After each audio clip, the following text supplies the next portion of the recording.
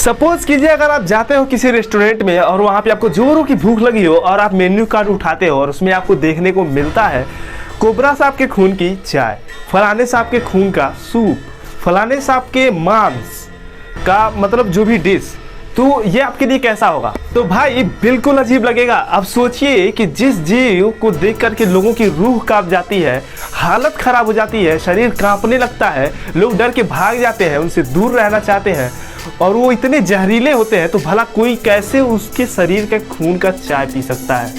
यार कोई भी जीव उसके खून का कौन भला चाय पीता है? या फिर उस जहरीले सांप का मांस कौन खाना पसंद करेगा? आप पसंद करोगे? बिल्कुल नहीं भाई। लेकिन इंडोनेशिया एक ऐसा देश है जहां पे ये मामला पूरा उल्टा ही है।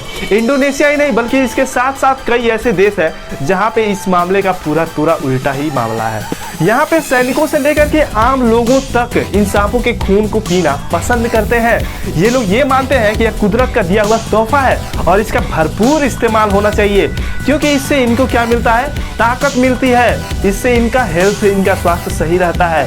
इतना ही नहीं, यहाँ के बाजारों में, खाने पीने के बाजारों में इन सांपों को घने पिंजरों में कैद करके बेचा जाता है। इंडोनेशिया में जहरीले सांपों को ताकत का सोर्स माना जाता है, ताकत का एक स्रोत समझा जाता है और यही कारण है कि इंडोनेशिया के सैनिक तो सैनिक, यहाँ के आम लोग भी पाइथन, कोबरा जैसे खतरनाक जहरीले सांपों के खून निकाल करके उसका चाय बना करके पीते हैं। असलियत यह है कि इंडोनेशिया में परंपरागत चिकित्सा पर हजारों सालों से यकीन किया जाता रहा है।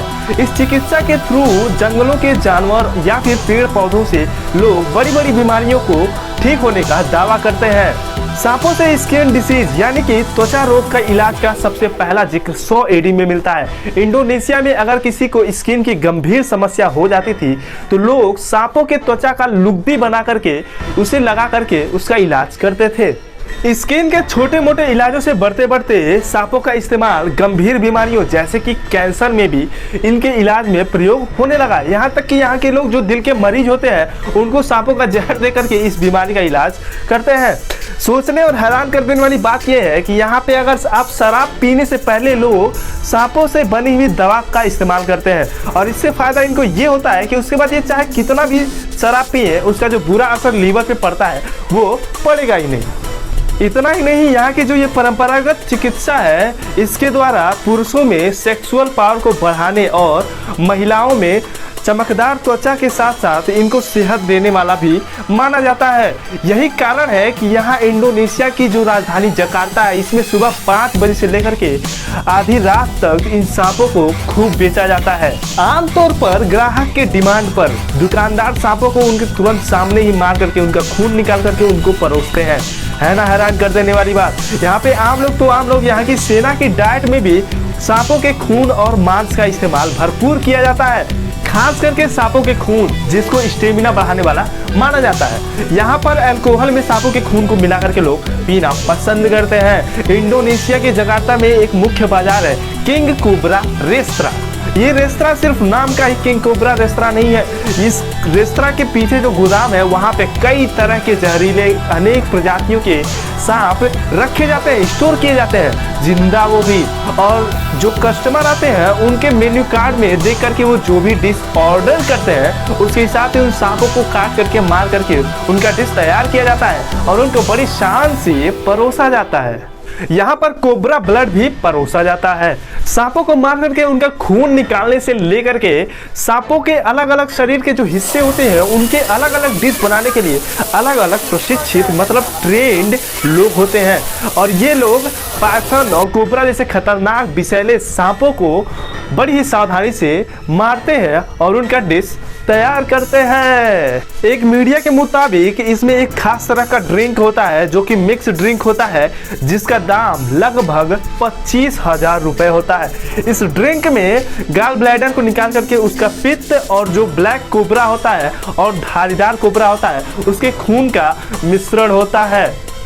हालांकि कुछ कस्टमर ऐसे भी होते हैं जो इन चीज़ों को मतलब कि इन सांपों के जो खून होते हैं या फिर जो मांस होते हैं उनका डायरेक्ट सेवन नहीं कर पाते हैं। तो ऐसे लोगों के लिए बाज़ारों में इन सांपों के खून या फिर मांस में दवाएं मिला करके या फिर इनसे दवाएं बना करके बेची जाती है। और इनसे तो आपको मैं फ़ायदा बता ही चुका हूँ, स्किन से लेकर के हेल्थ से लेकर के और बॉडी लोशन वगैरह हर एक तरह से कैप्सूल तक का इनका बना करके बेचा जाता है। इंडोनेशिया के घने जंगलों में कई जगह पर इन सांपों का बाकायदा पालन किया जाता है ताकि यहाँ के स्थानीय लोग और सैलानियों की ज़रूरतों को पूरा किया जा सके।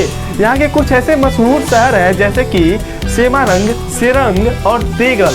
इन शहरों में साप्ताहिक मतलब सप्ताह के अंत में सांपों की भरपूर बिक्री की जाती है। आपको मैं बता दूं कि यहाँ का हर एक दुकानदार लगभग एक दिन में 100 से भी ज़्यादा सांपों को बेच डालता है। यहाँ पे किंग कोबरा काफ़ी लोकप्रिय डिश है और इसीलिए मतलब ये हर एक दुकानों पे उपलब्ध नहीं होता है क्योंकि ये काफ़ी मतलब कॉस्टली होता है, काफ़ी महंगा होता है। अब भाई भारी शौक रहेगा, खतरनाक शौक रहेगा तो उसका भारी कीमत भी चुकाना पड़ेगा।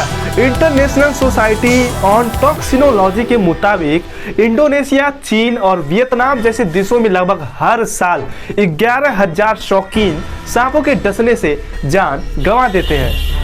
सिर्फ इंडोनेशिया ही नहीं, चीन जो एक मॉडर्न देश है यहाँ पर भी ट्रेडिशनल चिकित्साओं में इस सांपों से मतलब इलाज करने का जो प्रचलन है वो भरपूर तरीके से है। यहाँ का एक गांव है जिसिकियाओ गांव, यहाँ पे भी सांपों को बाकायदा खूब पैदा किया जाता है और बेचा जाता है। साल 1980 से ये काम यहाँ पर शुरू हुआ था और इन गाँव में जो किसान रहते थे वो पहले गेहूं, कपास और जूट जैसी खेती किया करते थे, लेकिन इन लोगों को इस धंधे में बहुत ही ज़्यादा फायदा मिला और ये लोग उन कामों को छोड़ करके इन कामों को करने लगे। ग्लोबल टाइम्स के अनुसार यहाँ पे लगभग 170 परिवार हैं और ये सभी परिवार लगभग हर साल 30 लाख सांपों की पैदावार कर देते हैं। हर साल बसंत ऋतु में प्रजनन के माध्यम से इन सांपों को पैदा किया जाता है और गर्मी और बरसात बीतने के बाद ठंड के शुरुआत में इन सांपों को छोटे छोटे गांव में ही नहीं बल्कि बड़े बड़े व्यापारियों के माध्यम से चीन के कोने कोने से होकर के अमेरिका, जर्मनी, रूस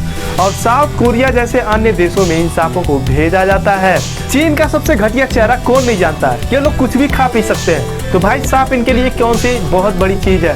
ये लोग सांपों के सूखे डिश यहाँ पे बहुत ज्यादा पसंद किया जाता है। तो मित्र हमको एक जवाब दे दो कि अगर आपको कोई एक गंभीर बीमारी हो जाए और जिसका इलाज एक सांप के मतलब कोबरा सांप के खून से संभव हो तो क्या आप इसको पीना या फिर लेना पसंद करोगे?